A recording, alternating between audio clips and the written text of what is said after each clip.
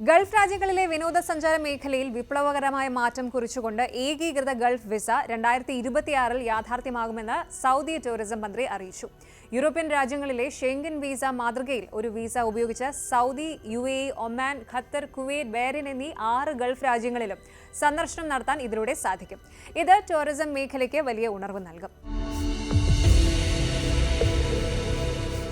UAEയിൽ നിന്നും ഇന്ത്യയിലേക്ക് യാത്ര ചെയ്യുന്ന പ്രവാസികൾക്ക് ആശ്വാസമായി എയർ ഇന്ത്യ എക്സ്പ്രസ് പുതിയ ബാഗേജ് ഓഫർ പ്രഖ്യാപിച്ചിരിക്കുകയാണ്. ജനുവരി 31-നകം ടിക്കറ്റ് ബുക്ക് ചെയ്യുന്നവർക്ക് 5 കിലോ മുതൽ 10 കിലോ വരെയുള്ള അധിക ലഗേജ് ഏകദേശം 2 ദിർഹം വരെ എന്ന കുറഞ്ഞ നിരക്കിൽ കൊണ്ടുപോകാൻ സാധിക്കും. കുടുംബമായി യാത്ര ചെയ്യുന്നവർക്കും സാധനങ്ങൾ നാട്ടിലേക്ക് അയക്കുന്നവർക്കും ഇത് വലിയ ലാഭമാണ്. 2026 ആദ്യ ബിഗ് ടിക്കറ്റ് നറുക്കെടുപ്പുകളിൽ മലയാളികൾക്ക് വൻ ഭാഗ്യം. സൗദി അറേബ്യയിൽ ജോലി ചെയ്യുന്ന അഷർ അലി തോട്ടംകണ്ടി ഉൾപ്പെടെയുള്ള 3 ഇന്ത്യക്കാർക്ക് കോടികളുടെ സമ്മാനം ലഭിച്ചു. പുതുവർഷത്തിൽ പ്രവാസികൾക്ക് ലഭിച്ച ഏറ്റവും വലിയ സന്തോഷ വാർത്തകളിൽ ഒന്നാണിത്. കഴിഞ്ഞ 5 വർഷത്തിനിടെ UAEയിലെ തൊഴിൽ വിപണിയിൽ 101% വളർച്ച രേഖപ്പെടുത്തിയതായി റിപ്പോർട്ട്. വൈവിധ്യമുള്ള തൊഴിലാളികളുടെ എണ്ണത്തിലും സ്ത്രീകളുടെ പങ്കാളിത്തത്തിലും വലിയ വർധനവുണ്ടായിട്ടുണ്ട്.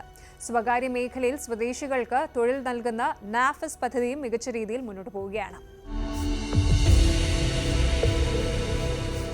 ഖത്തർ തലസ്ഥാനമായ ദോഹയെ 2026 ഗൾഫ് ടൂറിസം തലസ്ഥാനമായി തിരഞ്ഞെടുത്തു. ലോകോത്തരമായ അടിസ്ഥാന സൗകര്യങ്ങളും ഹമദ് എയർപോർട്ടിന്റെ കണക്ടിവിറ്റിയും ദോഹയെ ആഗോള വിനോദസഞ്ചാര ഭൂപടത്തിൽ മുൻനിരയിലെത്തിക്കുന്നു. ഈ വർഷം ഖത്തറിലേക്ക് വിനോദസഞ്ചാരികളുടെ വലിയ ഒഴുക്ക് പ്രതീക്ഷിക്കുന്നു. സൗദി അറേബ്യയുടെ എണ്ണ കമ്പനിയായ ആരാംകോ ഇന്ത്യയിൽ 96,000 കോടി രൂപയുടെ വമ്പൻ നിക്ഷേപത്തിന് ഒരുങ്ങുന്നു. ആന്ധ്രയിലെ റിഫൈനറി പ്രൊജക്ടിലും BPCL ഓഹരികൾ വാങ്ങാനുമാണ് ചർച്ചകൾ നടക്കുന്നത്. ഇത് ഇന്ത്യയും ഗൾഫ് രാജ്യങ്ങളും തമ്മിലുള്ള സാമ്പത്തിക ബന്ധം കൂടുതൽ ശക്തമാക്കും. മൊത്തത്തിൽ നോക്കുമ്പോൾ 2026 പ്രവാസികൾക്ക് വലിയ പ്രതീക്ഷയുടെ വർഷമാണ്. പ്രവാസികളുടെ സ്വപ്നങ്ങൾക്ക് ചിറകുമുളയ്ക്കുന്ന കാലമാണ്.